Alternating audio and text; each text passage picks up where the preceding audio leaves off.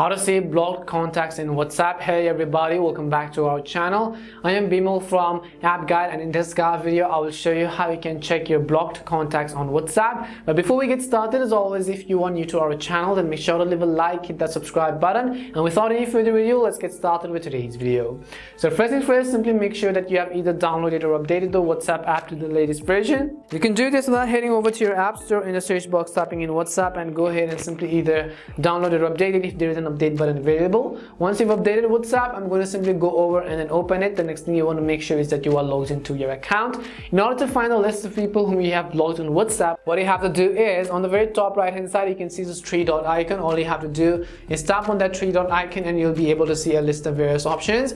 You want to simply go ahead and then select the option which says settings. As you select settings over here, you'll be able to see various options. Well, what you have to do is go to the option which says account. As you go to account, tap on the one which says privacy at the very top of the screen. As soon as you select privacy, right over here you want to scroll down to the bottom and you'll find this option which is blocked contacts. In order to view your blocked contacts, all you have to do is tap on it and you can see that particular person whom you have blocked. Tap on it and then you can simply select unblock person right over here.